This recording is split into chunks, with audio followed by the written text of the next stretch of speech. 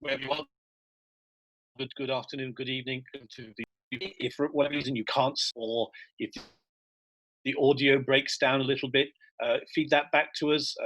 We're not always on the best internet connections because most of us, as I'm sure you are, working from home. So there's sometimes an overload on the internet. But let us know if there are problems, and we'll try to either speak more slowly or at least we'll have the recording. I mean, that's an important element. There will be some links to materials during the presentation.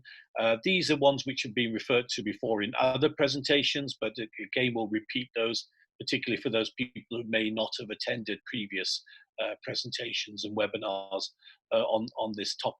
This is part of a series of webinars, and the recordings of them will be made available. So if people want to go back over them, check the comments that were in there, check the details of the presentations, then they can do. As I said, finally, the seminar will be recorded, and that recording will be made available with the other seminars at a future date, but in a relatively short period of time. Okay, as Bridget said, my focus today is on reading and in the context of the PTE General examination. So what I want to talk about really is reading and the Common European Framework. So looking at the context of reading within the broadest context of learning, looking at course descriptors from the global scale of English, which people may or may not have heard about, and the Common European Framework, which I hope people have heard about, looking at how those course descriptors can help us in our learning and teaching, looking specifically at the reading tasks that are in PTE General, what they're focused on, and how it's best to answer those questions. But in general, in technical terms, what's the construct that they're looking at? What are they trying to achieve? Then I want to talk a little bit about the importance of vocabulary, and vocabulary being one of the main indicators of a good reading ability is having a good vocabulary. So how do we develop knowledge of vocabulary within students? And that goes into the final bit of the session, which is the teaching focus, looking at classroom activities, not a list really of some of the most important elements of what we should be doing in the classroom, but also thinking about non-classroom based activities as well, because reading being such a skill that you can acquire reading skills both inside and outside the classroom. So looking at the relative importance of that. And then hopefully by the end of the session, there'll be time for questions and answers, probably about 5 or 10 minutes for that. If you have questions as we go along, please put them in the chat box, and then Bridget will collect those and ask them to me at the end of the session. David, sorry to interrupt. Can you try and reshare your screen, because we're still on the first slide with the welcome to today's online training. It doesn't seem to have moved forward. Okay, let's try again. Well, that might be a problem. Yes, this happens sometimes.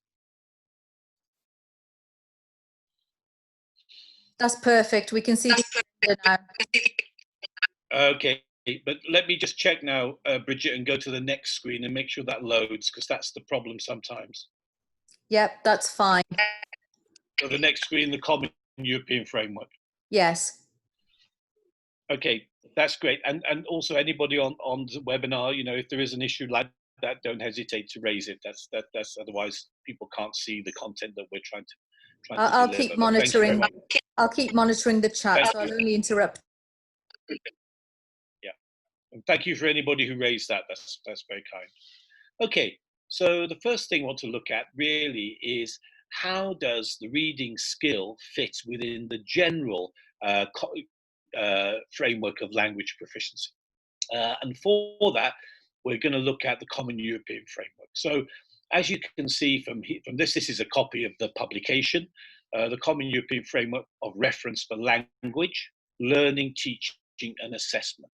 So of course within assessment, the Common European Framework has become very important, but the original focus of the Common European Framework was to support primarily learning and teaching.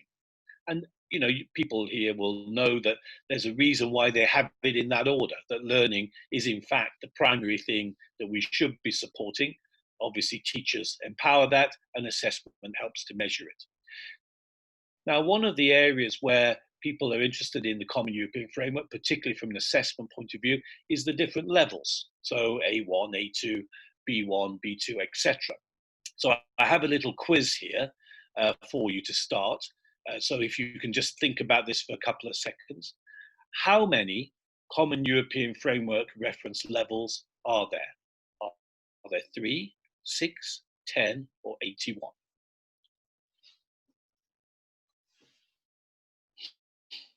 Now, I know some people here will be experts or certainly practitioners of assessment, and we'll see that it's probably quite a bad question, because we seem to have 3 options which are quite possible, 3, 6, and 10, and then one option which seems to be quite impossible, 81. Let's look and see, what in my interpretation of the Common European Framework, how many levels we have.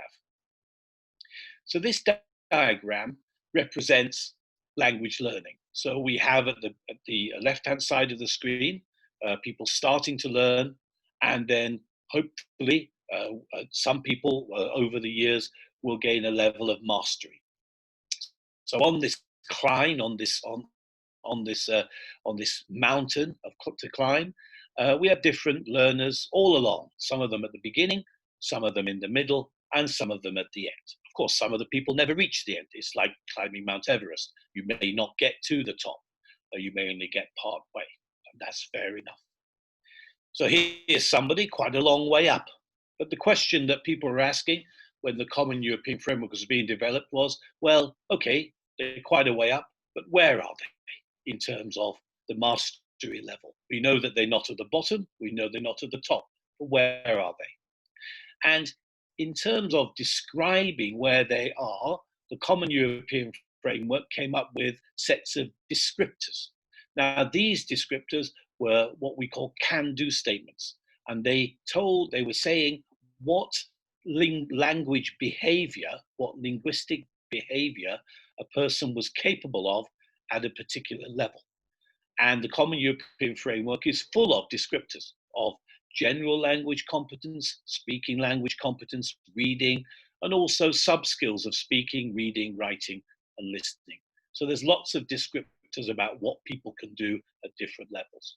And the person in blue there, the little blue dot, shows what they can do, which is what is below them on the climb, and what they can't do, which is the descriptors which is above them on the climb. So that's what they're aiming to do, and that's what they should be working on to move themselves up the slope. And then, for ease of use, the Common European Framework authors divided the framework into 6 main levels. So A1, A2, B1, B2, C1, and C2. Okay, and positioned people in those levels. But people also said, well, hang on. There are people below A1. Are they a separate level, or don't they exist? And when we look at the Common European Framework, we see that whilst it's very good at saying the blue person is in B2, it doesn't really tell us where they are in B2. So, for example, you can see here, person 1 is in A2, but so is person 2. And person 2 is very close in their language ability to person 3, but they're in B1. Also notice that A2, B1, and B2 are bigger. They almost double, approximately double the size of A1 and C1.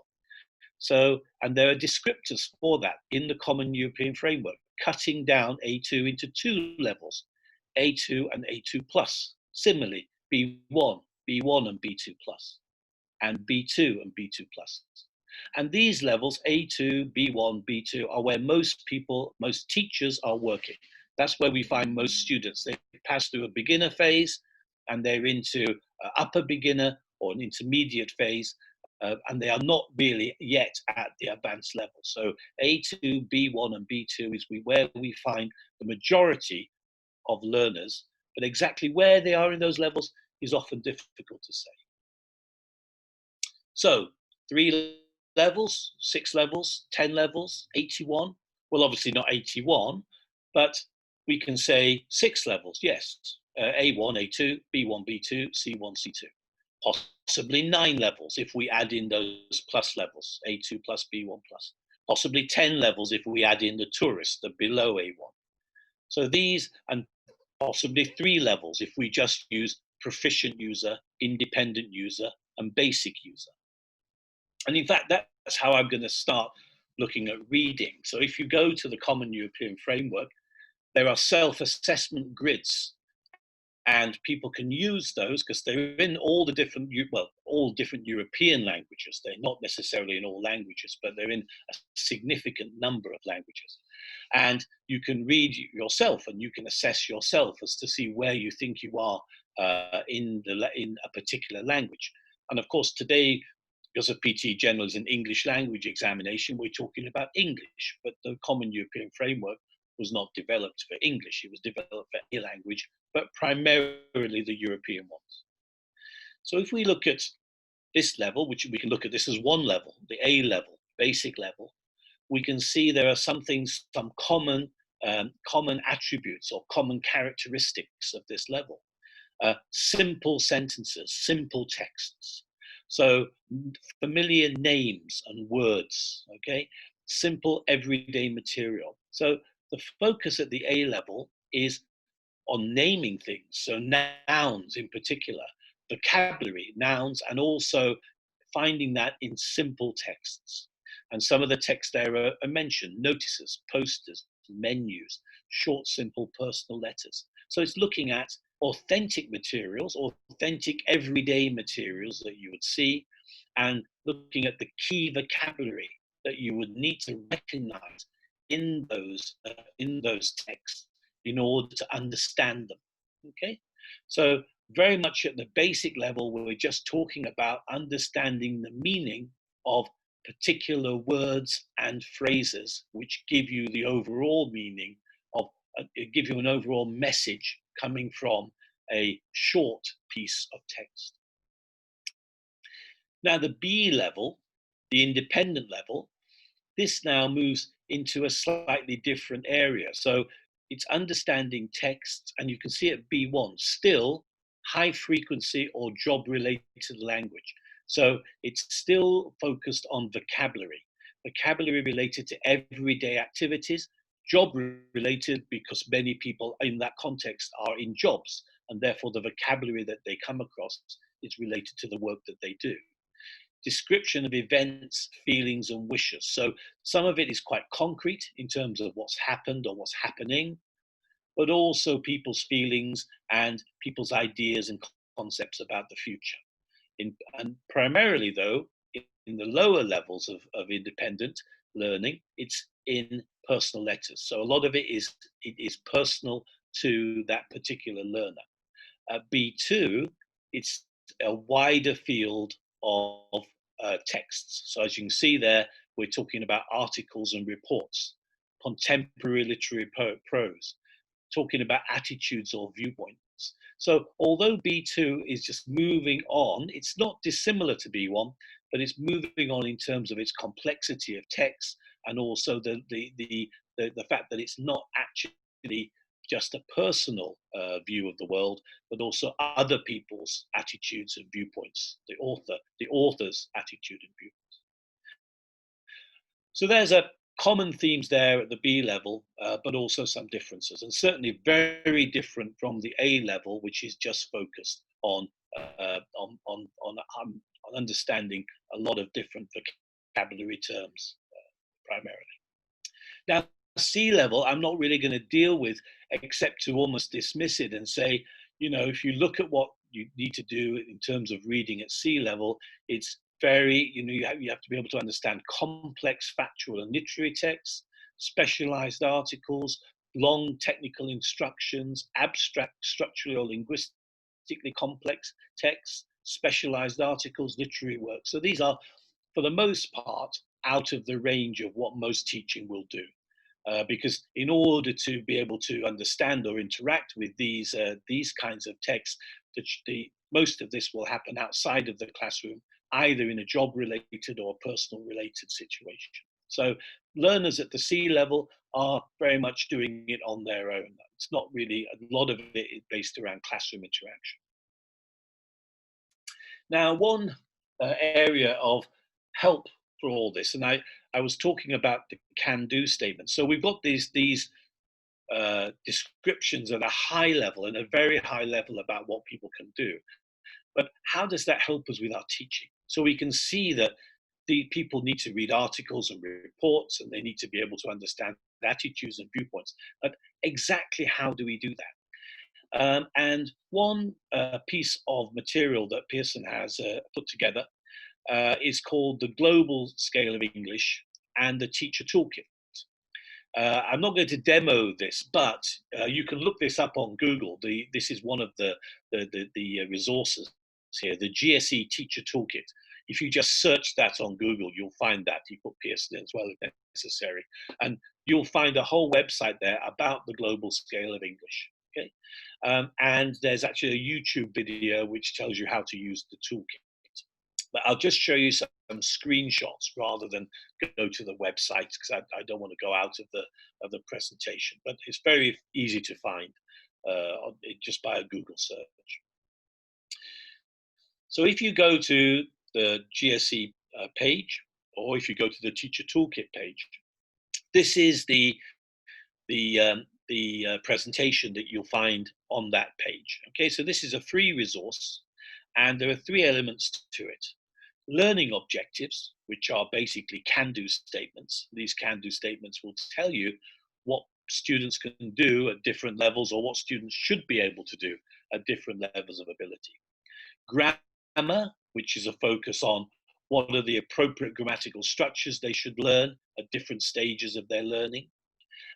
And vocabulary, which is a very useful tool, which looks at the main words in English and also the main phrases, phrasal verbs, etc., and gives an idea about where in the learning continuum students should be learning those particular words. It also focuses on lexical sets, so you can search, for example, for food, or you can search for animals, you can search for weather, so you can search the vocabulary database for sets of words which relate to a particular theme, for example. And so it's a useful resource, and particularly for reading, because reading, the focus, particularly if you're teaching students to the beginner level, the focus is on vocabulary development, having enough vocabulary to be able to start to interact with a text. As you move on to an intermediate level, then you're looking at further skills in terms of being able to understand and comprehend gist, general meaning, and specific meaning of specific vocabulary. So vocabulary is always this critical tool in in terms of allowing people to develop their reading. Now, if we just want to look at can-do statements, and again, we want to look at it in terms of the levels, in terms of the Common European Framework levels, you can see on this grid here, on this, you can select this where I've got the buttons there between 43 and 51.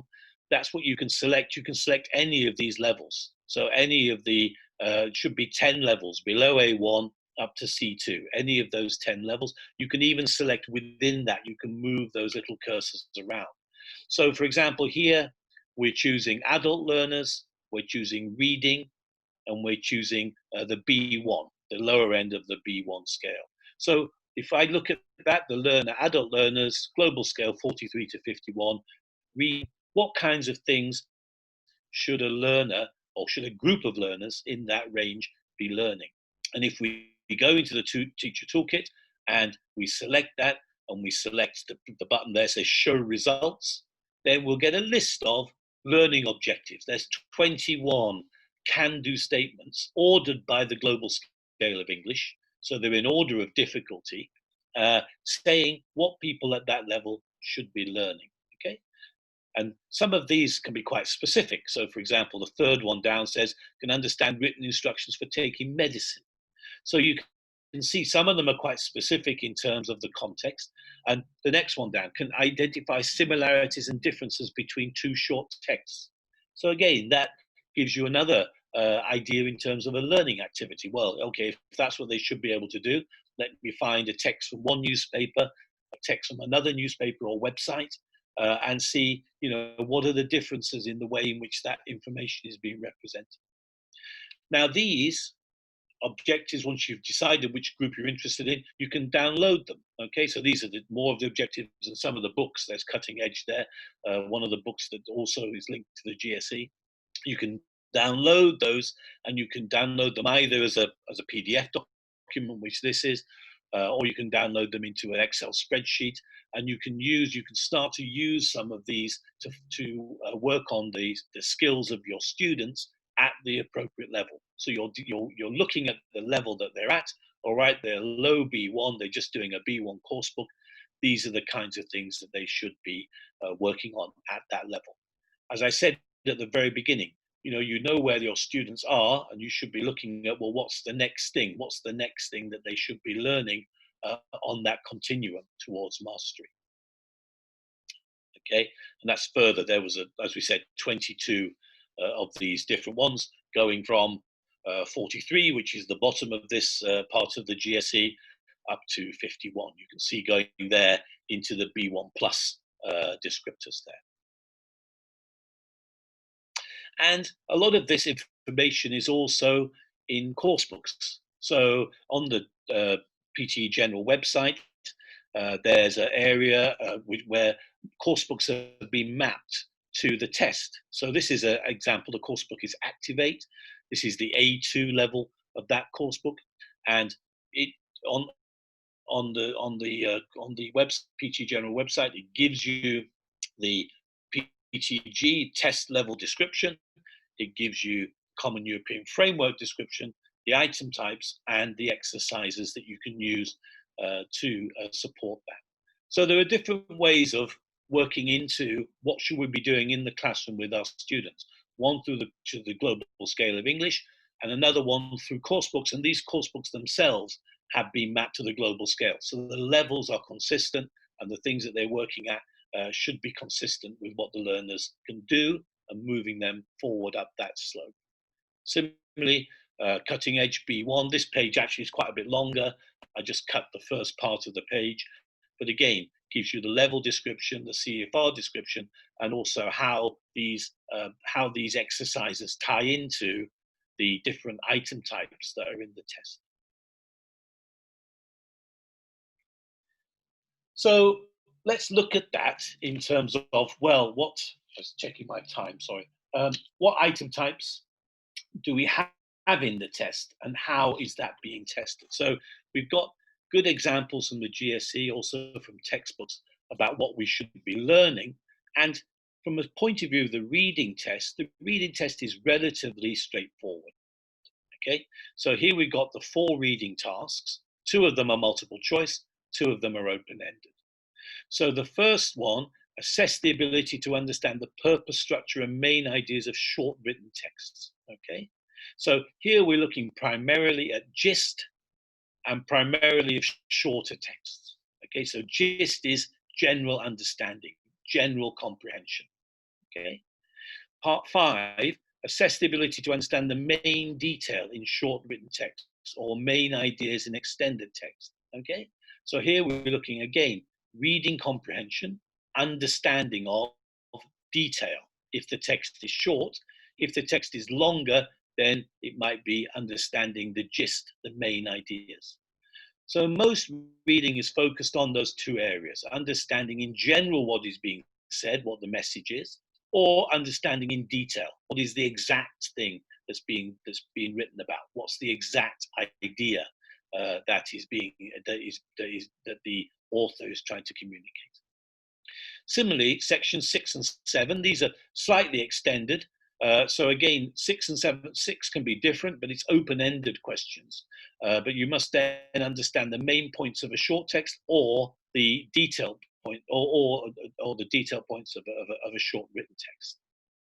So it's still looking at the main points, pulling out the main points in that text, the main information. And similarly, section 7 is extracting specific information. So here again, slightly different in that it's a note-taking exercise. So you have to take from the text specific information. So all the information you need is in that text, and you have to pull that out. But obviously, to understand that, to know what information you need to pull out, then you have to have a good understanding of the text itself.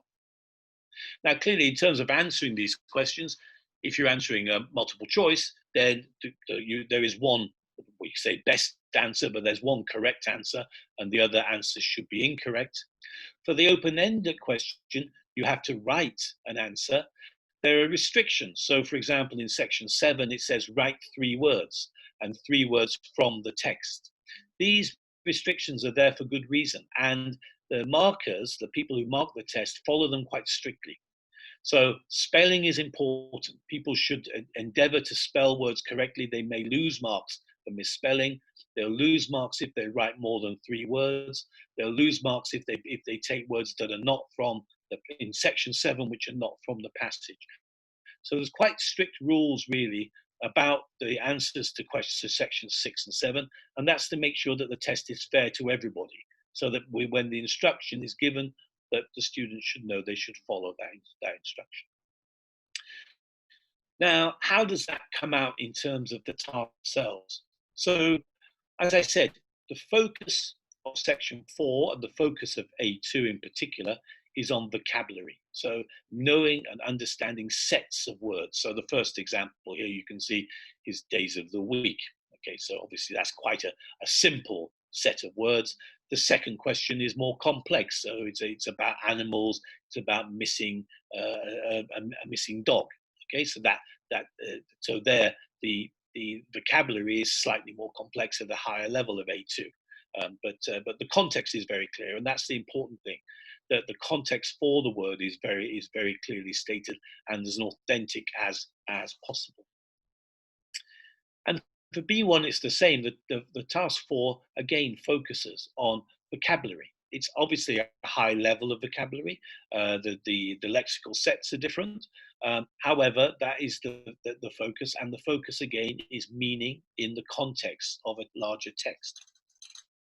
So, I think you'll find with all the reading activities, the focus is on meaning, and it's always contextually driven. So there's always a text or other words around it, which is giving you more information about what is being tested or the context in which the word is being used. But section 4 focuses on individual vocabulary. Now, I'm not going to go through these in detail. You can have a look at these as I'm talking, but there are obvious tips that people have been given, and this slide was produced in an earlier seminar that was talking about scoring.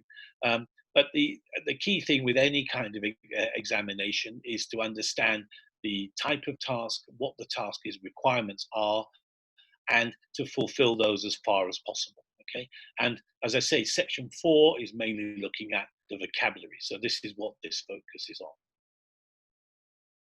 Section 5, again, meaning in slightly longer text. So this is obviously a longer text for the A level. However, supported by pictures and visuals, because we don't want to overwork the students, the test takers' knowledge of language. So the pictures are one way of supporting a learner at the A level. At B1 level, it's really text-based, so a longer text with basically multiple choice questions. So again, the focus here really is just on meaning and within that text. And you'll find that the way in which the text is organized in terms of paragraphs will reflect also the way the questions are organized. So students should be looking at answering the questions in order and in the order of the text. Again, there's some tips there. Get the overall meaning first, then look at the main points. Because in terms of reading, in terms of what people are testing, they will always try to testers, good testers should always try to test the important elements of the text, not to test things which are irrelevant or which are ephemera. They're looking at the main meaning in the text. What is the author trying to convey in terms of their messages? Section 6, again for an A2 learner, a longer text, looking at specific information. There are two of these. For the B1 learner, can be a shorter or longer text, but again, extracting this specific information. Uh, the again the text says the text is in the same order as the questions, but the questions will not use exactly the same words. So there may be some paraphrasing that you need to do between the question and the text. And this is a common thing. Again, it's a vocabulary element, synonyms, antonyms, all the elements of vocabulary that teachers focus on are important in understanding, in performing well in a reading test. And the section 7, which then leads into the writing task, again, this is more of a note-taking exercise. So there's a passage from which the student extracts information. That information, those words should come from the passage. So in this case, from the advertisement, and in this case, from the article. Again, it's important to follow the instructions, read the notes and understand it, look for the keywords, each answer must be 1, 2, or 3 words and contain the exact words from the text. Okay. Now that may seem draconian, but as I say, in terms of fairness, to make sure that the test is equal for everybody, then we have to have restrictions in terms of what answers are acceptable, and as long as students are aware of that, then they will do the best they can on these particular tests. Now, I've talked a lot about Common European Framework. I've talked a lot about tests. I want to focus on the classroom and what happens in the classroom, because obviously what PTE General is a general test which is looking at language proficiency. The focus is on the key elements of communicative language proficiency. So it's trying to ensure that the learning that goes on in the classroom is meaningful, and that people will, if they're studying towards PTE General, will improve their language, because that's the purpose of the test, is to help students improve their language ability. So for reading, I've got some questions here. So vocabulary is critical, okay? So in order to help a student learn and enjoy reading, then they need to build up their vocabulary. What makes reading difficult? A question towards the bottom here. If a student doesn't know the vocabulary in the text, they will give up. So a lot of the times within the classroom, it's really important for the teacher to pre-teach or to help students with the meaning of words before they start reading a particular text. Similarly, those texts, they should be as far as possible at the level or just above the level. So what we're trying to do is, you're trying to have as much in that text that the student understands, but with things that they will need to learn and things that they will need to acquire. So you're looking at really quite an old model of language proficiency development, where you're giving students texts which are just above the level, and they in inverted commas, struggling. There's effort required to understand it and help required from the teacher. But that will be what will give you the most learning and the most beneficial learning. Texts which are too easy or texts which are too difficult, 1, no learning will take place, or 2, students will give up. Guessing meaning from context is a skill which students will develop or will need to develop. So if you don't know the word, can you understand the word from the context that it's in? Again, reading is very much driven by understanding. So the more, if you can deduce meaning from the context, then your reading skills will be significantly enhanced.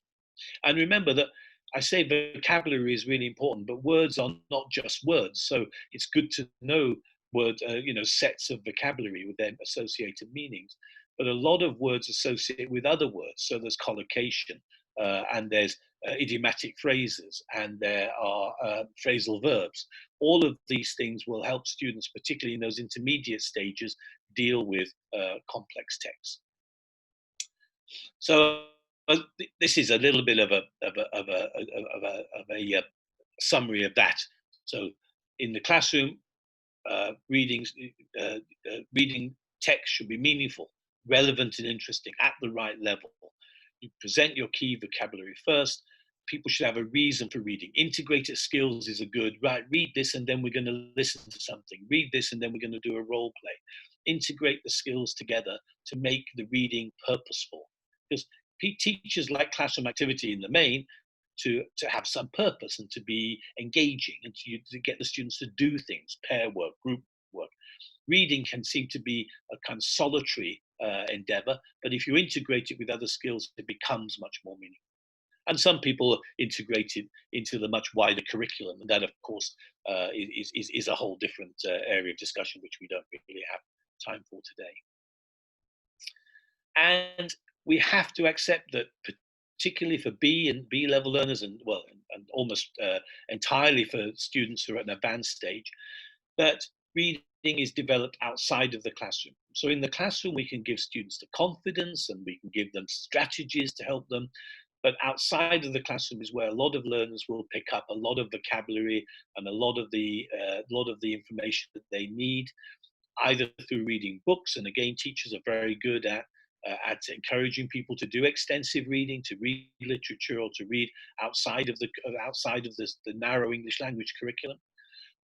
Students are keen on personal communication with friends for whom they may not share a first language. They may be using a second or other language to communicate with them.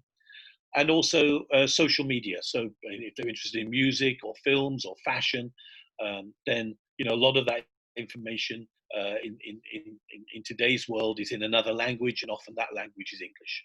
So out of class reading development is a very powerful tool, because the more the students do this, the more they'll pick up just from interacting with English language or different language material on a day-to-day basis. Okay, as I said, there's some resources there. The PTE General website is very good. Again, you can Google that. That was the link I got when I Googled. But there's past papers, coursebook references we've talked about today, test dates, all the other information you might need to know about PTE General is on there. And also, as I say, the global scale of English, I think, is a very good tool. There's a toolkit there, which I showed you. There's research articles. There's lots of examples of people who are talking about best practice in the classroom, not just covering reading, but covering all the 4 skills, and also talking about other things like how people learn, motivation, how you measure progress, all kinds of other interesting topics in terms of language learning. Oh, back to my original question then. So how many common European frameworks are there?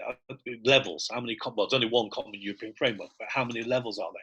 And we see there are 3, if you look at it in the broadest sense. There are 6, and those 6 are quite useful, and people who are going to get certificated, for example, with PTE General, will be certificated at those levels, A1, A2, B1, B2. So those levels are useful.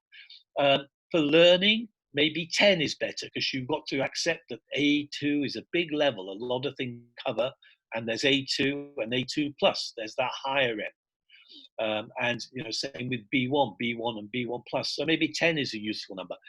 Even 81, because if you're looking at what people have to learn on a day-to-day basis in the classroom, then it's not going from A1 to A2, or even from A2 to A2 plus. There are lots of little steps on the way, and looks like the global scale of English can help you identify and look at those frameworks in a kind of step-by-step, 1 point at a time, going from that beginner or even pre-beginner, the pre-A1, up to focusing and trying to aim for mastery. So there's no real answer. That's a terrible multiple choice question, because I've given you a question to which there isn't actually a proper answer. Hopefully some of that was useful and some of that was clear. Now, if there are any questions, I'm more than happy to answer them, be they specific questions about PTE General or general questions about the reading construct.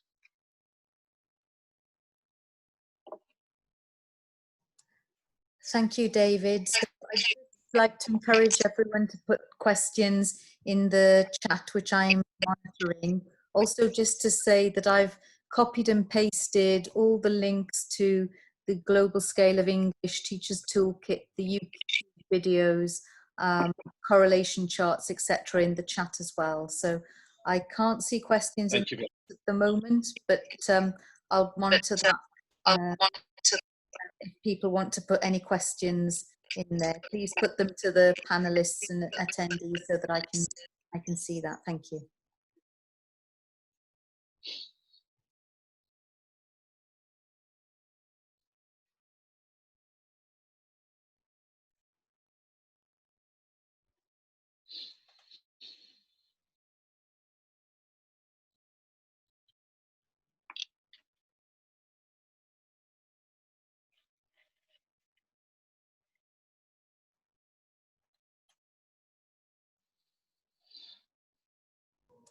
Okay, just a couple of questions about the recordings.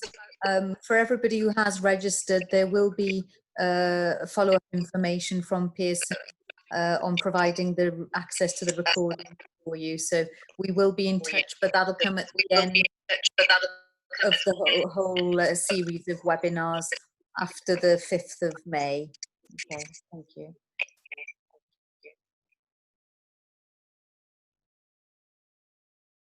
Okay, I've just seen a question in the Q&A. Section 6, some students copy the relevant chunk of the text word for word. It does sound clumsy, but more often than not, it is technically correct. Is that acceptable? That's from Laura up in Trentino. I recognise Laura. Hello, Laura. All right.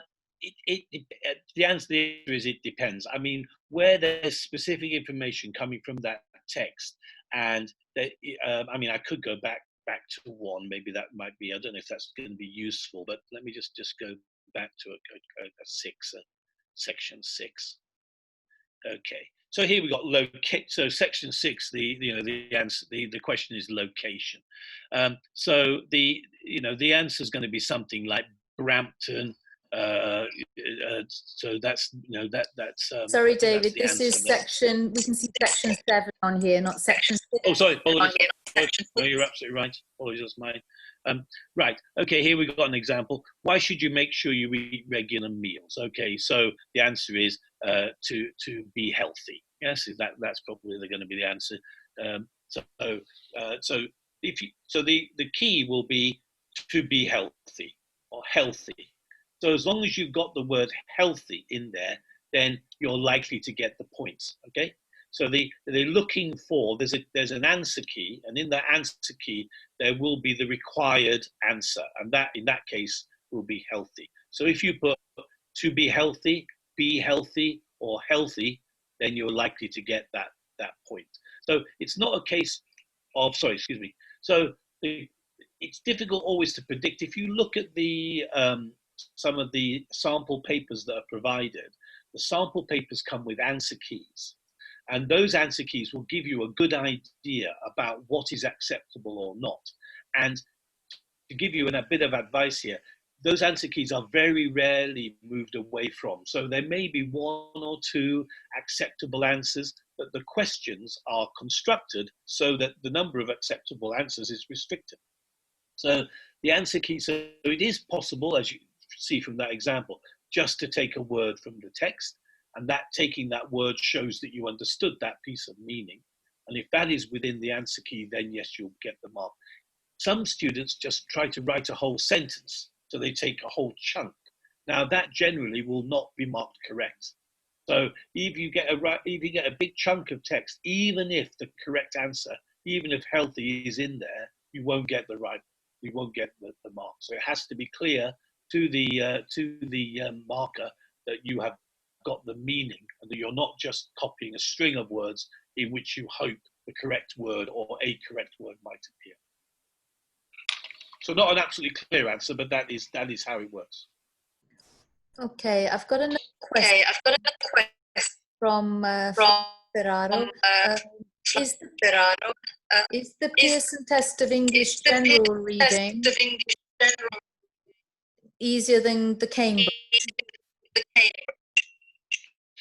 That's a difficult one to say. I mean, if I can say this, traditionally, uh, PTE General has been considered more practical. So it's very much a communicative exam, and things are based, as I've been trying to stress here, really based around meaning. Cambridge, I mean, the Cambridge exams they have a lot of the texts are in context, and a lot of them are communicative, but there's a tendency, particularly at the higher levels, particularly the B2 level, to become more literary, and also to become a little bit more complex. So I think in general, there's probably similarities in terms of the text, but in PTE General, always tries to go for something which is practical and something which is relevant to the students. So you'll find that the texts are not particularly taken from literary or more technical sources.